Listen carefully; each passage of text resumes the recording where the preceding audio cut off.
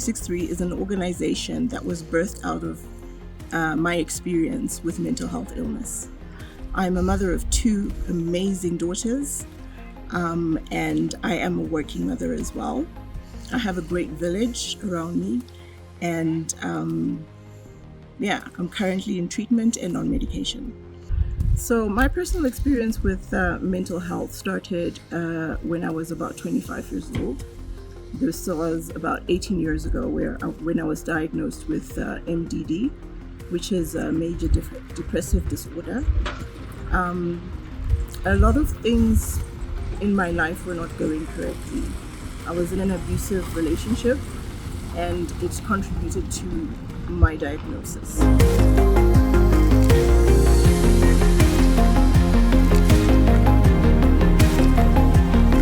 Having depression has affected my life in many ways, but I am grateful to say that I am in therapy at the moment and having the appropriate medication to help me through the situations in my life. It's affected me in terms of my family and the way that they understand mental health, because as we probably know as Zimbabweans, having a mental health disorder is not something that you speak about. There's a lot of stigma around it. So it took quite a while for them to accept the fact that I do have a mental health issue, and for them to jump on board and be supportive to me. The other way it's affected my life is, as a single mother, sometimes it's really hard to take care of 2 kids while trying to maintain, keep your wits about you, keep the depression at bay so that your kids are healthy and happy all the time.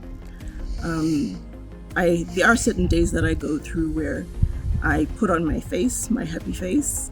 It's not always easy, but sometimes I do need to do that. Because sometimes also waking up with a positive attitude helps me get through the day. Having a mental health issue has also affected my life on a social platform. Because of my depression, I also suffer from social anxiety sometimes. So me actually being on this video, doing this video has taken a lot for me to sit here and tell my story. But I'm glad that I am doing it. I'm not good with crowds. I'm not good with parties, and it's a result of my mental health issue. But there are certain tricks that I have accumulated as experience through the years to help me cope with social issues. But it definitely is one of the areas in my life that's been affected.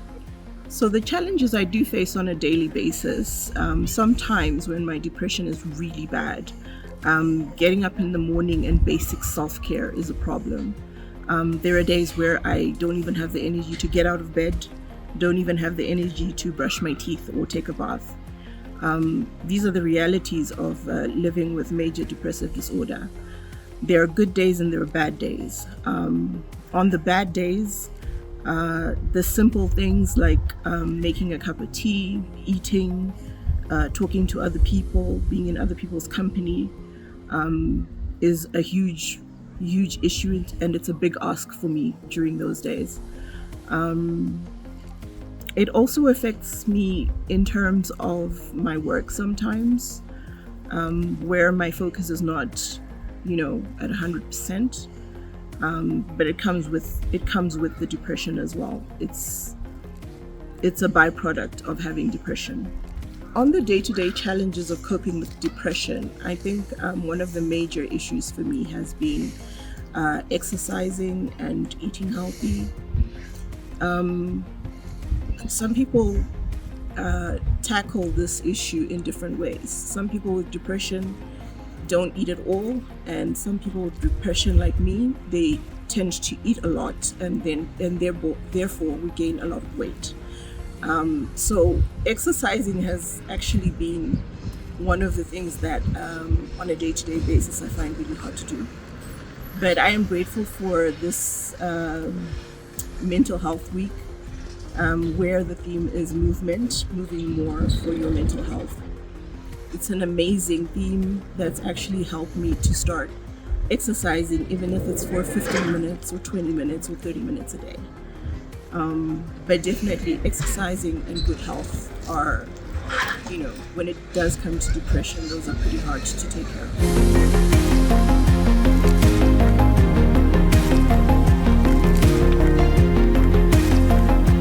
When we talk about the misconceptions that come with having mental health issues, there are a couple that I would like to address. I think having been mentally ill in the UK and having been mentally ill in Zimbabwe, there's a really huge difference. I've noticed that in my mother country, unfortunately, there's still a lot of taboo when it comes to being open about your mental health issues. And I think one of the things that consistently comes through is people telling us that mental health issues are a white people problem, or that, Black people don't experience mental health. For them, it's usually a case of either kuroiwa, or someone has, placed some bad spirit or omen around you, but that's not the case. And I'm hoping that as we pursue Mental Health 263, this is one of the major misconceptions that we'd like to do away with. I think the other issue that, the other misconception is that people with anxiety should, snap out of whatever it is that they're going through. When they're having an anxiety attack or having, going through anxious days. The lack of understanding, I think, is one of the things that, affects us on a day-to-day basis, whether it's in the workplace, whether it's at our churches, in our social groups. Having a mental health issue is not easily accepted as opposed to somebody who says, I have diabetes or I have been diagnosed with cancer. Unfortunately, mental health is the silent killer, because we don't show it on the exterior.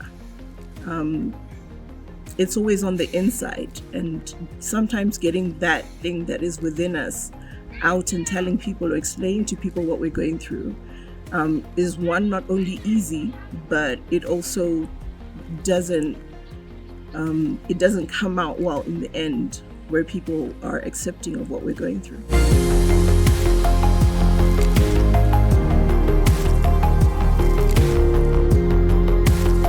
So I'm actually really grateful. I think I'm one of the people who is blessed. Despite the fact that I have mental health issues, I have a very, very strong support structure. My family is very supportive of me, and that's one of the ways that I cope with the things that I go through. I always have somebody to say, to speak to, and on the days that are really bad, I have somebody that I can speak to and say, this is what's going on with me, and actually get the help that I need, whether it's taking care of the kids or, making sure that I manage the day in a more effective way.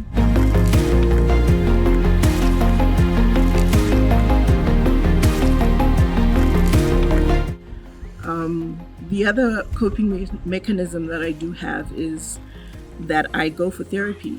I go for therapy once every 2 weeks, and talk therapy is something that here in Zimbabwe we don't really put a lot of emphasis on, but it's actually really important. When you bottle your emotions and you don't talk about them, they become larger than life. But by going to therapy, you get to talk about your issues in a very open platform with someone who is understanding and who is, educated enough to know how to help you deal with circumstances in your life. So the other coping mechanism that I do have is that I make sure that I see my psychiatrist often. This helps in maintaining the medication that I am on to make sure that it is helping me as best as it can. And sometimes, during the course of these sessions, you realize that either medication needs to be changed or it needs to be lowered, or it needs to be increased, depending on what my depression is dictating at that time. So that's a really, really huge coping mechanism for me, because making sure that somebody knows how healthy my mind is helps me to keep it healthy as well, and helps me to be able to live a free life and a better life.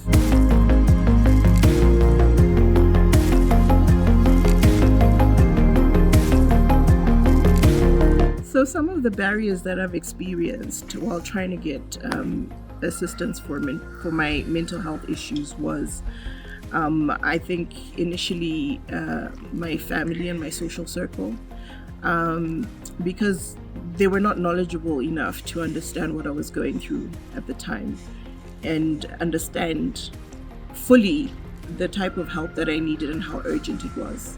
So that was one of the barriers. But when I look back on the time that I was institutionalized at Salum Gabe, the one thing I did realize is that because the facilities are not enough, quite a number of people are either told to go home, where the support structure doesn't allow them to have the assistance that they need. I'm grateful for the staff at Salum Gabe, because while I was there, I can say without a doubt that they gave me the help that I needed. They assisted me in ways very quickly. They helped me in a swift way, considering at the time that I was actually going through some suicidal thoughts. So I'm grateful for them. But I think the barriers for us as Zimbabweans is basically having the facilities. There aren't enough beds in Zimbabwe for people with mental health issues, and that's one thing that I think we should work towards as a country to rectify. I did realize that some of the barriers that we experience as people with mental health issues is not having enough resources, when we are either inpatient or outpatient. Let me clarify on that.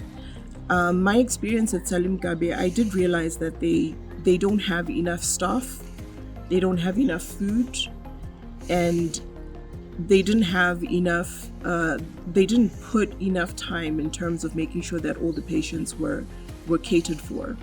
One instance could be the fact that patients were only seen on Tuesdays and Thursdays. In as much as I understand that in terms of resources, they needed to do it that way, but what happens to someone who gets sick on a Monday or a Wednesday or a Friday or a Sunday? Those are really huge barriers, because mental health is just that. You never know when things are going to get bad, or you never know when you are going to have a dip in your depression, or you're going to have a manic episode if you're bipolar. And these are things that we need to take into account when trying to make sure that we make mental health a priority and accessible to everybody.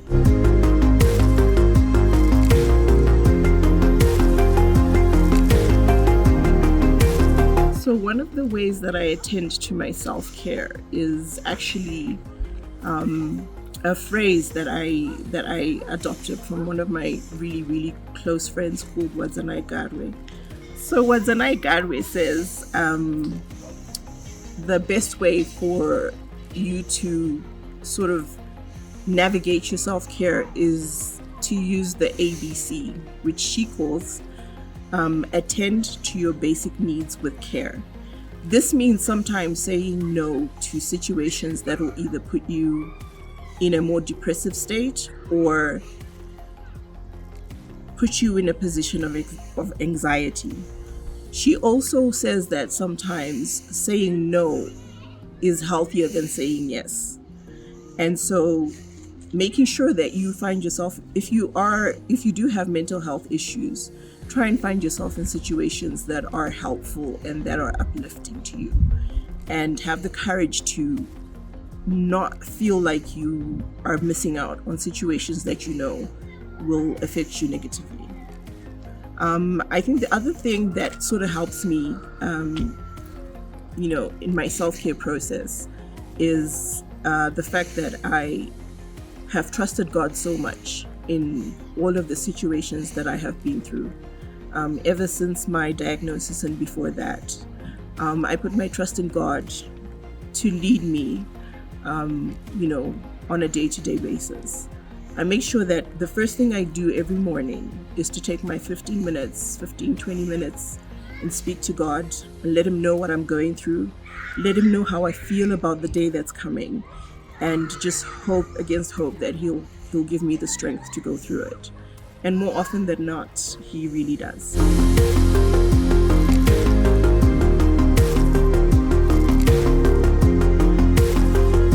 There's a couple of things that I wish people understood about people who are living with mental health issues. The first one being that people with mental health issues will have their good days and they will have their bad days, and it's not something that we can control. It's only something that we can manage. But the one thing I do wish people would know is that it's not an on and off switch. You can't stop feeling depressed, you can't stop feeling anxious, but you just have to figure out how to manage it. And the best way for us is to have people around us who are understanding of that. I think the other thing that I wish people would understand is that people with mental health issues are not lazy. Someone who spends the entire day in bed with the curtains closed and in the dark is not a lazy person. They are going through things that are so deep in their, mental, just things. They are going through things that are so deep that we don't have the capacity to fathom how heartbreaking, that situation is for them. I think I also wish that people would welcome talking openly about mental health issues so that it's not a taboo issue or taboo subject anymore. I wish there was more open conversations that could be had. And that would be a huge step in making sure that people with mental health issues are supported in the way that they need to be.